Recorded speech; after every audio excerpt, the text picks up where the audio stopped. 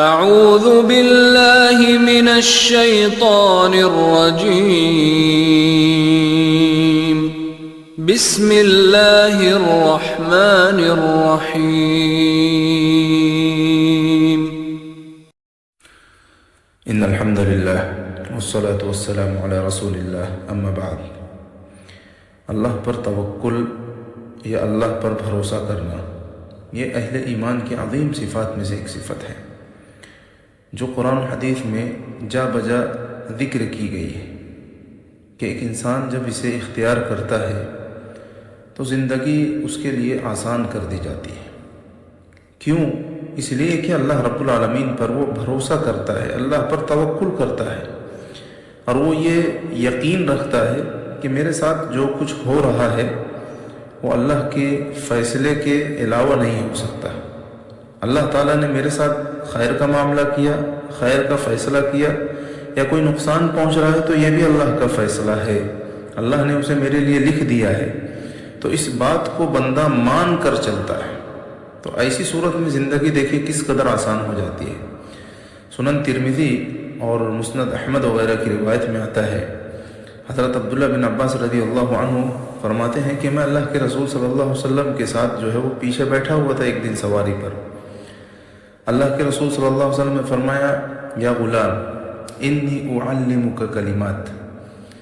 دیکھیے کس طریقے سے جب کوئی اہم بات بندہ کرنے جائے، اللہ کے رسول صلی اللہ علیہ وسلم کی یہ عادت ہوتی تھی کہ جب آپ بات کرتے تھے تو شفقت کے ساتھ، عبداللہ بن عباس چھوٹے تھے، انہیں کہا یا غلام، اے میرے بچے، اے بچے، انی اعلمک کلمات، میں تمہیں چند کلمات سکھاتا ہوں۔ تو مخاطب بھی کیا بڑے شفقت کے ساتھ، اور پھر بات شروع کرنے سے پہلے اللہ کے رسول نے تمہیداً کہا تاکہ عبداللہ بن عباس رضی اللہ عنہ متوجہ ہو جائیں، اور کتنی عظیم نصیحت اللہ کے رسول صلی اللہ علیہ وسلم نے فرمائی۔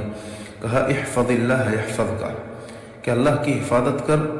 اللہ تعالیٰ تیری حفاظت کرے گا، یعنی اللہ کے احکام کی، اس کے حدود کی اور اس کی پسند ناپسند کا تم خیال رکھو، اللہ رب العالمین جو ہے وہ تمہاری حفاظت کرے گا۔ احفظ اللہ تجدہ تجاہک، اللہ کی حفاظت کر، اللہ کو اپنے سامنے پائے گا۔ یعنی علماء نے اس کے بارے میں اس کا معنی بیان کیا ہے کہ اللہ رب العالمین کی مدد، اس کی نصرت، اس کی تائید اور اس کی حفاظت جو ہے وہ اللہ رب العالمین کرے گا اس بندے کی۔ فرمایا وَإِذَا سَأَلْتَ فَاسْأَلِ اللَّهِ، اور جب تم سوال کرو تو اللہ سے سوال کرو، کسی اور سے سوال مت کرو۔ وَإِذَا اسْتَعَنْتَ فَاسْتَعِنْ بِاللَّهِ، اور جب مدد مانگنی ہو، مدد طلب کرنی ہو تو اللہ سے ہی مدد طلب کرو۔ اگر کچھ بھی نہیں ہو سکتا ہے تو اللہ سے مانگ، اور اگر تجھ سے کچھ ہو سکتا ہے لیکن اس میں مدد کی ضرورت ہو تو اس مدد کو اللہ سے مانگ۔ یعنی چاہے پورا مسئلہ حل کرنے کا معاملہ ہو یا پھر تیری کوشش کے ساتھ مدد کا معاملہ ہو، تب بھی اللہ سے ہی مدد مانگ لے، یا اللہ سے ہی مدد مانگنی چاہیے ہر معاملے میں۔ اور اس کے بعد اللہ کے رسول صلی اللہ علیہ وسلم نے مزید نصیحت کرتے ہوئے فرمایا وَاعْلَمْ أَنَّ الْأُمَّةَ لَوْ اجْتَمَعَتْ عَلَىٰ أَن يَنْفَعُوكَ بِشَيْءٍ، کہ جان لو، یہ بات یاد رکھ لو کہ یہ پوری امت اگر اس بات پر جمع ہو جائے کہ تمہیں کچھ بھی فائدہ پہنچائیں، یا تمہیں فائدہ پہنچانے کے لیے یہ امت جمع ہو جائے کسی چیز پر، لَمْ يَنْفَعُوكَ إِلَّا بِشَيْءٍ قَدْ كَتَبَهُ اللَّهُ لَكَ، تو وہ تمہیں اتنا ہی فائدہ پہنچا سکتی ہیں، یہ پورے انسانیت مل کے، پورے انسان اور پوری امت مل کے تمہیں اتنا ہی فائدہ پہنچا سکتے ہیں جتنا اللہ رب العالمین نے تمہارے لیے لکھ دیا ہے۔ اور پھر یہ بھی فرمایا وَلَوِ اجْتَمَعُوا عَلَىٰ أَن يَضُرُّوكَ بِشَيْءٍ لَمْ يَضُرُّوكَ إِلَّا بِشَيْءٍ قَدْ كَتَبَهُ اللَّهُ عَلَيْكَ، اور اگر یہ پوری انسانیت جمع ہو جائے اس بات پر، کس بات پر جمع ہو جائے کہ تمہیں کسی بھی طریقے کا نقصان پہنچانے کی کوشش کریں، اس بات پر جمع ہو جائے، لَمْ يَضُرُّوكَ إِلَّا بِشَيْءٍ قَدْ كَتَبَهُ اللَّهُ عَلَيْكَ، تو اتنا ہی تمہیں نقصان پہنچا سکتے ہیں جتنا اللہ رب العالمین نے تمہارے لیے لکھ دیا ہے۔ اس کے بعد فرمایا رفعت الاقلام وجفت الصحف، کہ قلم اٹھا لی گئی ہے اور صحیفے سوکھ گئے ہیں۔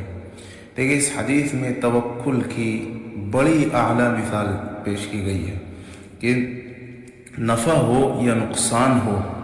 اللہ رب العالمین کی جانب سے یہ لکھا ہوا ہے، لیکن اس کا یہ مطلب نہیں ہے کہ بندہ کوشش کرنا چھوڑ دے، کوشش ہی نہ کرے،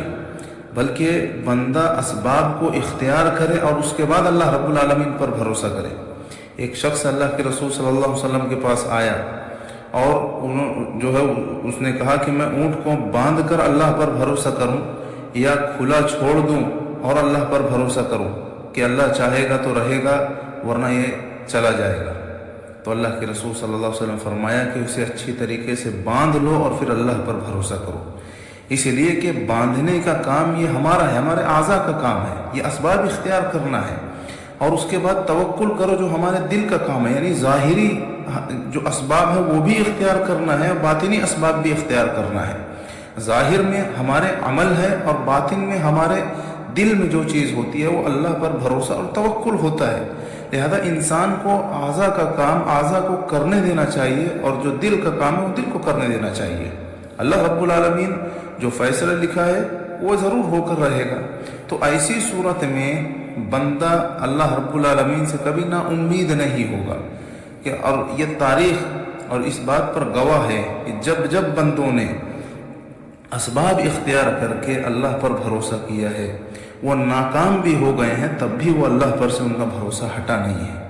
یہ تاریخ اس بات پر شاہد ہے اور شریعت بھی جو ہے وہ اس کی تعلیم دیتی ہے۔ اللہ رب العالمین سے دعا ہے کہ ہمیں ان باتوں کو سمجھنے